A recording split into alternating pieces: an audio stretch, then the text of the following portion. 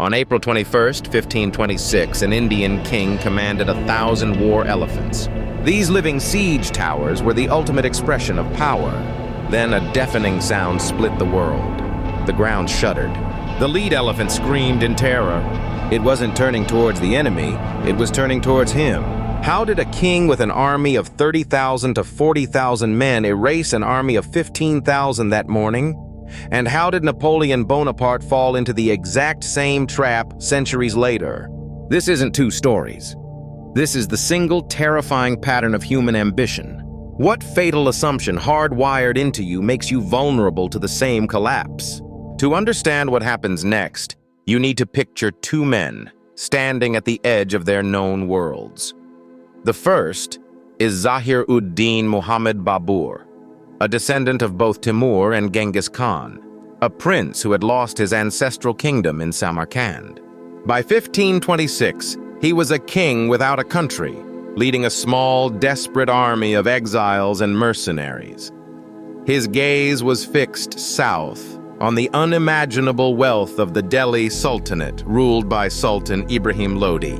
Lodi commanded a traditional, massive force, the kind that had dominated the region for centuries, built on a foundation of cavalry, infantry, and the sheer, terrifying shock value of war elephants.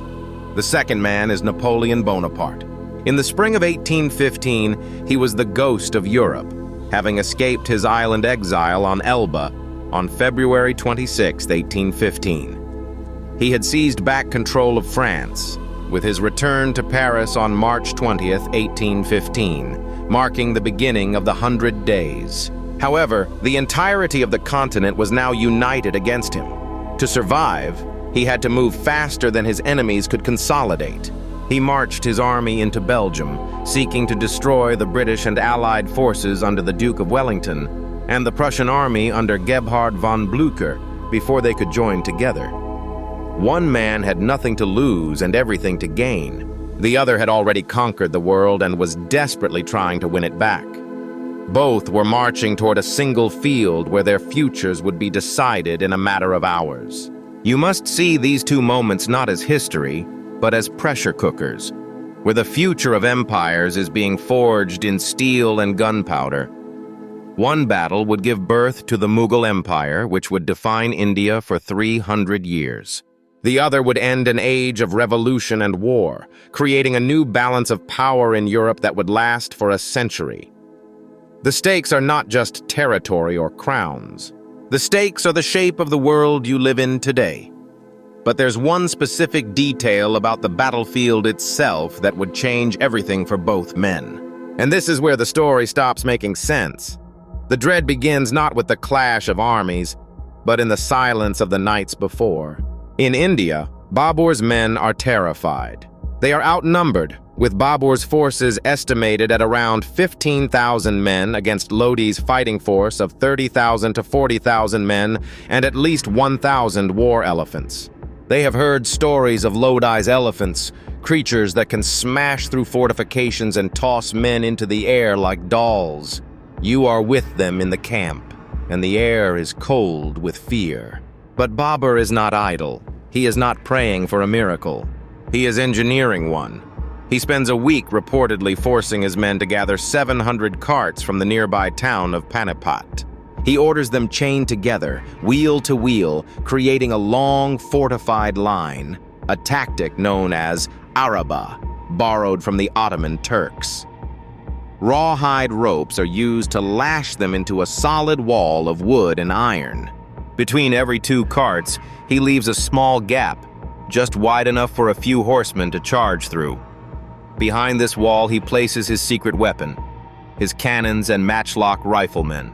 This isn't a battle line, it's a machine designed for slaughter. He then divides his cavalry into sections, including the elite flanking units for a maneuver called the Tolguma, a Mongol tactic for surrounding an enemy from all sides. He rehearses it with his commanders over and over in the dark. Every man knows his exact role. It is a terrifyingly modern approach to war. But there's a detail about Lodi's inaction that historians still debate. Ibrahim Lodi, just a few miles away, reportedly does nothing. His scouts report on the small size of Babur's army. They see the strange formation of carts and dismiss it as a defensive, cowardly gesture. He spends his days in his opulent tent, confident that his numbers and his elephants guarantee a swift, glorious victory. He cannot conceive of a world where they do not. What Lodi failed to understand was that the true battle had already begun. 3 centuries later in Belgium, a different kind of tension settles. The rain has been relentless, turning the fields around Waterloo into a quagmire of thick, clinging mud. The sound you would have heard on the morning of June 18, 1815, was the sucking sound of thousands of boots and cannon wheels sinking into the earth. Napoleon is impatient. The mud will slow his famous artillery and cavalry charges. He knows the Prussian army is marching to join Wellington, and every hour of delay brings them closer. He decides to wait for the ground to dry, a delay of several hours. It is a logical decision. It is also the decision that will cost him everything. On the ridge of Mont Saint-Jean, the Duke of Wellington has meticulously positioned his forces. He has placed his best troops on the reverse slope, hidden from the view and the fire of Napoleon's cannons. He is a master of the defensive battle. He has chosen this ground specifically because he knows he cannot defeat Napoleon in a direct assault. His entire strategy is based on one thing: survival. He must hold this ridge, absorb every attack Napoleon throws at him, and pray that his Prussian allies arrive in time. His men check their muskets, the damp air making the gunpowder unreliable. They lie down in the mud behind the crest of the ridge and wait. They are not waiting for an order to attack. They are waiting to endure. If you had been in Wellington's command tent, you would have seen a man constantly checking his watch, looking to the east, listening for a sound that wasn't French cannon fire. The entire battle is a race, a coordinated plan between 2 separate armies across miles of countryside. Napoleon, the master of the single decisive blow, sees only the army in front of him. He is preparing to fight a battle. Wellington and Blücher are preparing to execute a timetable. What you are witnessing is a fundamental disconnect. Lodi and Napoleon are both playing chess, focusing on the pieces they can see. Babur and Wellington are playing a different game entirely, one of logistics, psychology, and time. The worst part hadn't happened yet, but what nobody realized yet, not even the people involved, was that this had already been decided. Here's where it gets worse. The betrayal at Panipat was not human, it was technological.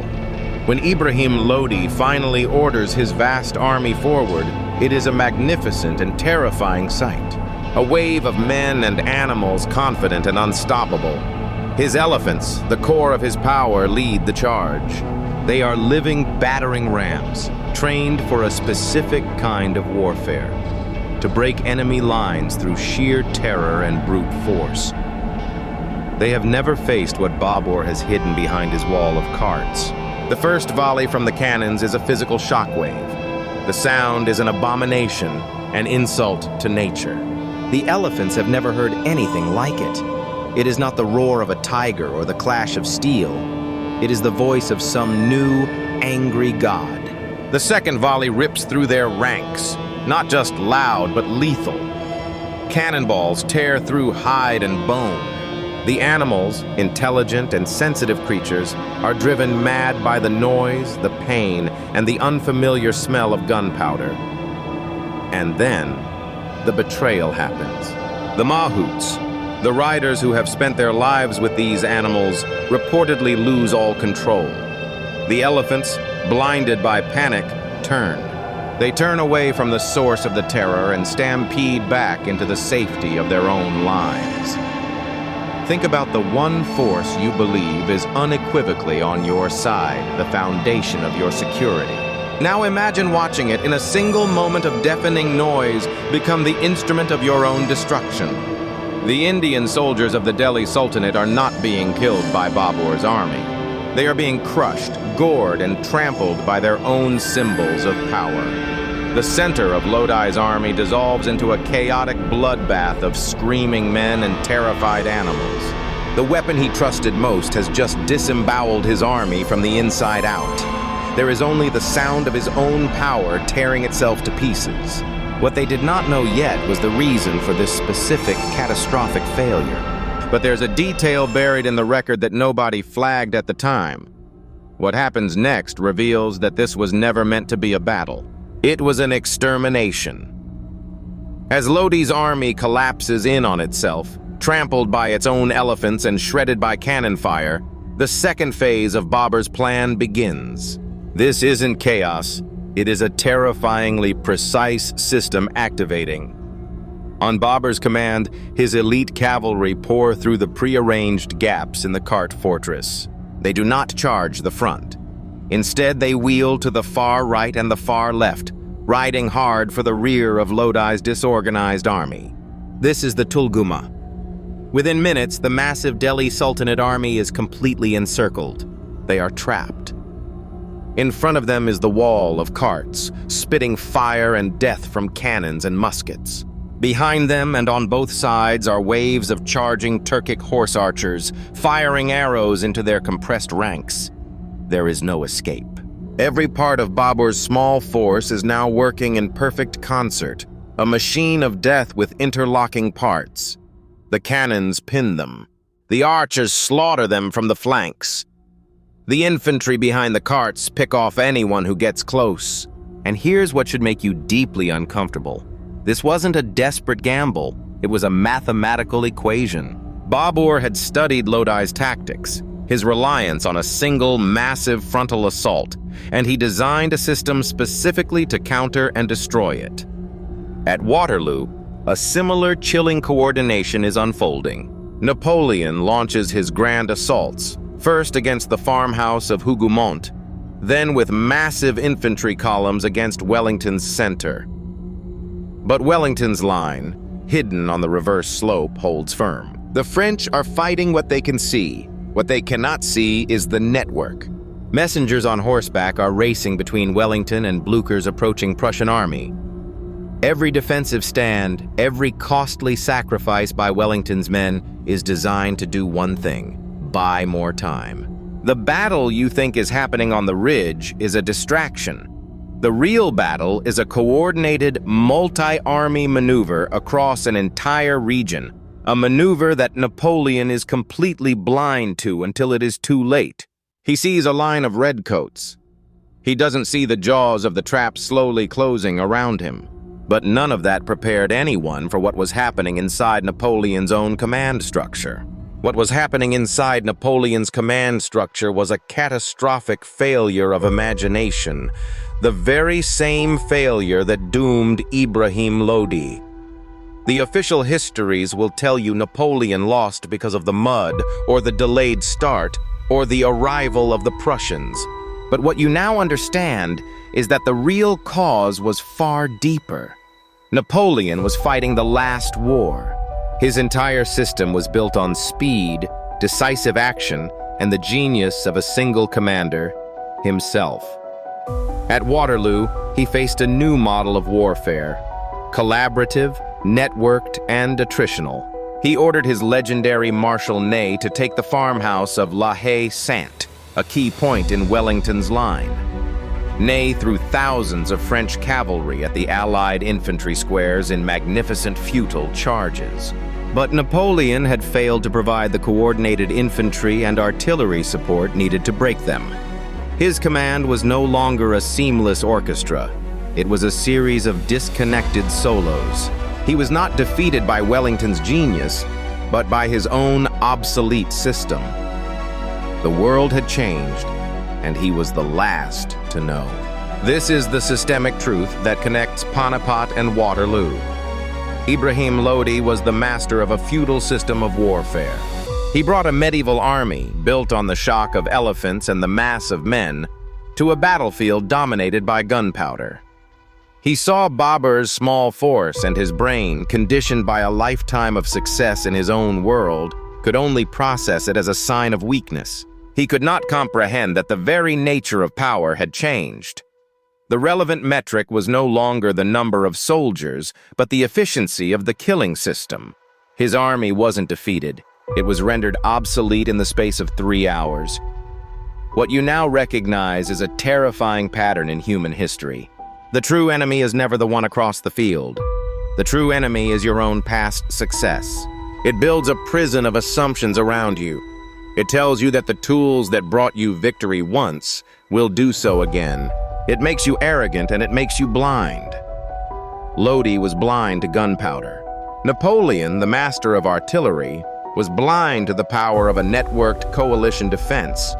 He was so focused on breaking the enemy in front of him that he failed to see the larger, interconnected system that was about to crush him. This isn't just military history. This is the blueprint for the fall of every great corporation that fails to adapt to new technology, every political ideology that clings to old certainties in a changing world, every single person who believes that yesterday's map can guide them through tomorrow's terrain.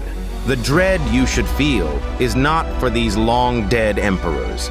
It is the chilling recognition that this system of obsolescence is a fundamental law of nature, and it is still operating right now. And the part nobody could explain came next. The answer to the question you've been sitting with this entire video is this. Ibrahim Lodi and Napoleon Bonaparte were not defeated by a superior army. They were defeated by a superior future. The flaw, the one fatal assumption hardwired into the human psyche, is the belief that the rules of the game are permanent. It is the arrogance of believing that what made you powerful today will make you powerful tomorrow. Lodi believed in the power of mass and tradition. He was annihilated by a system of combined arms firepower. Napoleon believed in the power of the singular decisive blow, orchestrated by a single genius. He was annihilated by a system of coordinated attritional defense and reinforcement.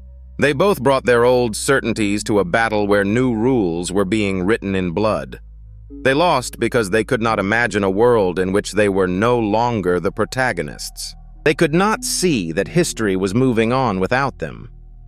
The most terrifying truth is that you don't know when you've become obsolete. There is no warning bell. You just continue to make the same successful moves with increasing force and desperation while the world around you quietly changes the locks. The end does not feel like a dramatic defeat. It feels like your keys no longer work. That war elephant, turning in terror from a sound it could not understand, was not just an animal. It was a metaphor. It was Ibrahim Lodi facing the roar of a new age of warfare. It was Napoleon Bonaparte, hearing the footsteps of a Prussian army he believed he had already defeated. The technology changes, the uniforms are different colors, but the pattern is eternal. Every institution, every industry, every empire that collapses for precisely the same reason. They confidently bring their most trusted weapons to a fight where those weapons have already become liabilities. And you? You have your own elephants? The beliefs, the skills, the certainties that have carried you this far in life. The question is, when you hear that new sound in the distance, the one that doesn't fit your map of the world, will you recognize it as the future? Or will you turn and trample everything you have built? Tell me in the comments which part of this stayed with you.